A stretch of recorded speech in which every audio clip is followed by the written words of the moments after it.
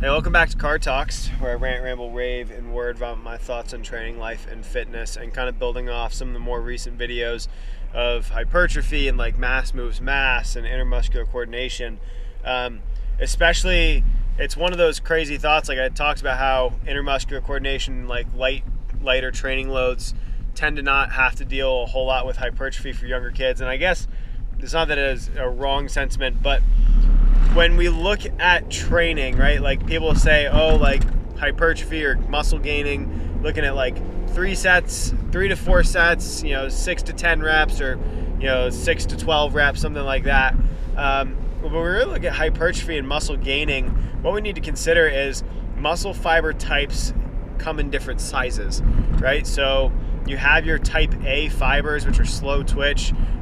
They don't move very fast. They have a lot of blood that comes to them, and they're they're not very big, right? Think of a cross-country runner. They're very slow twitch muscle fiber dominant, and it allows them to run long durations without stopping, versus looking at a sprinter, and sprinters are pretty jacked, right? You look at a professional running back or college running back in college football.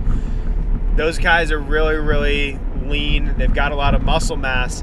And if you really want to look at training wise, when we do kind of those upper level strength movements, right? So like if we're doing, sets and reps really under about, 12 reps or less, anything under that's going to build hypertrophy, right? Because it's not going to take you out of anaerobic energy production, right? Like you're probably only going to end up doing a set for less than 60 seconds, which keeps us in anaerobic glycolysis.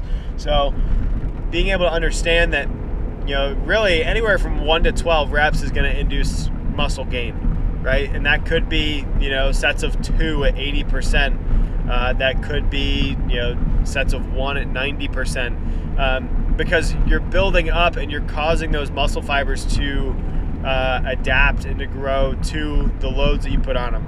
And it's just one of those things where if you hear that there's like set numbers for like hypertrophy, it's true, but it's also like it's really not 6 to 12. It's really kind of like doing less than 12. If you really get over that, you can get some hypertrophy benefit, but you're also working on some kind of like muscle endurance qualities. So it's just something to think about.